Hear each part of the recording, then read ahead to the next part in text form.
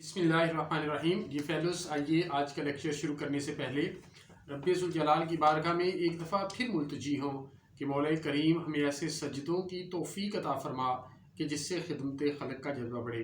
जी fellows, आज हम जो डिस्कशन करने जा रहे हैं वो सर्विस मैटर्स के मुतल्लिक दो सवाल हैं।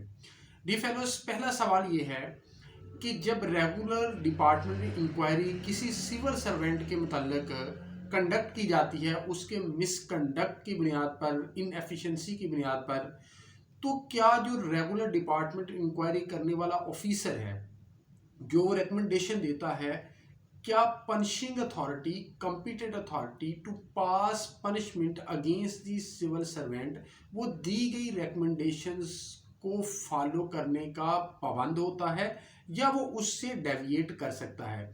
यानी मिसाल के तौर पे अगर इंक्वायरी ऑफिसर ने सिविल सर्वेंट जिसकी उसने रेगुलर डिपार्टमेंट इंक्वायरी की थी उसके अगेंस्ट माइनर पनिशमेंट रिकमेंड की है, तो क्या कॉम्पिटेंट अथॉरिटी मेजर पनिशमेंट दे सकती है?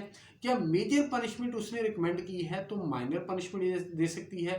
पहला सवाल हमारा ये है। दूसरा सवाल हमारा ये है कि जब डिपार्टमेंटल अथॉरिटीज़ जो कॉम्पिटेंट पनिशिंग अथॉरिटी है और उसके बाद एपीलेट अथॉरिटी डिपार्टमेंटल है, उसके अगेंस्ट जब सर्विस ट्रिब्यूनल में मैटर जाता है तो सर्विस ट्रिब्यूनल उस पनिशमेंट को जब मॉडिफाई करता है उस वक्त उस सर्विस ट्रिब्यूनल का रोल क्या है, वो कौन से पैरामीटर्स हैं जिसको सर्विस ट्रिब्यूनल उस सजा को तब्दील करने के हवाले से फॉलो करेगा। डी फेलोस, ये लेटेस्ट 3 जजमेंट्स हैं, इनकी रोशनी में आज इन दो सवालात के हम जवाबात लेंगे।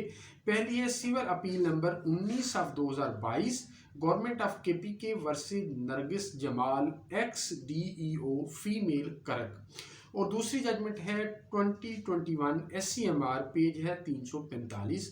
तीसरी जजमेंट है 2021 SCMR पेज 400। डी फेलोस, पहला सवाल कि क्या competent authority while passing punishment deviate कर सकती है from the recommendation given by the inquiry officer against the civil servant और नॉट? इसका जवाब ये है कि डेविएट कर सकती है। ये कोई हार्ड एंड फास्ट रूल्स नहीं है, लेकिन कुछ चीज़ें ऐसी हैं जो कॉम्पिटेंट अथॉरिटी ने मद्देनज़र रखती हुई हैं जो इस जजमेंट के अंदर कही गई है।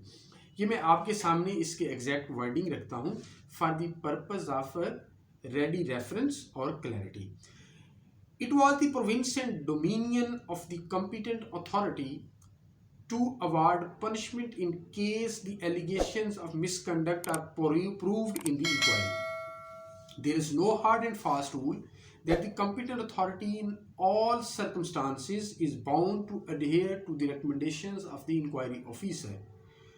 But what carries great weight is the onerous duty of the competent authority to scrutinize and gauge the inquiry proceedings and inquiry report with proper application of mind for a fine sense of judgment. And if charges of misconduct are proved and ample opportunity of defense was afforded to the accused during the inquiry, then obviously keeping in view all attending circumstances including the gravity or severity of the proven charges, the competent authority may impose the punishment in accordance with law.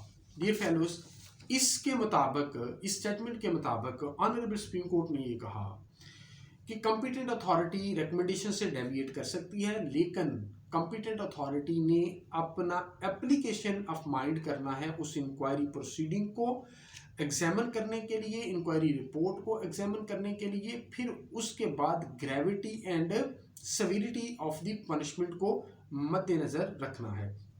ये fellows, दूसरा हमारा सवाल ये है कि service tribunal कौन से parameters को मद्देनज़र रखेगा ये जजमेंट सजा को तब्दील करते वक्त। ये 2021 SCMR पेज है 345।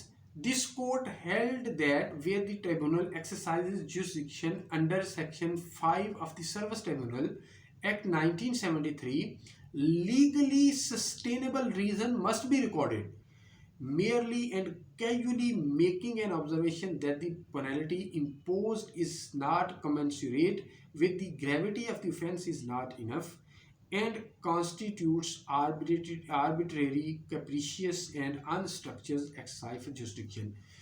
कोर्ट जो है एग्जामिन करेगी सारी चीज़ों को और उसके बाद रीजन देगी कि why court service tribunal is modifying the punishment. अगली जजमेंट है 2021 SCMR page 400। It was held by the court that the tribunal enjoys power to modify any order passed by the departmental authorities. However, such is required to be exercised carefully, judiciously, and after recording cogent reason for the same in appropriate cases, keeping in view and considering the specific facts and circumstances of each case.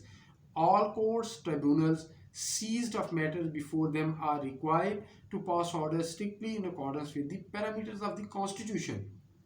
Ji fellows, ये यहाँ पे इस judgement के अंदर ये कहा गया कि सर्विस ट्रिब्यूनल के पास पार्स मौजूद हैं, वो मॉडिफाई कर सकती है, लेकिन वाइल एक्सरसाइज दोस पार्स जो डिस्क्रेशन अदालत ट्राइब्यूनल जो है वो एक्सरसाइज करेगा वो स्ट्रक्चर्ड होगी, वो कैप्रिशियस विम्सिकल विदाउट कोजेंट रीजन नहीं होगी। Thank you so much.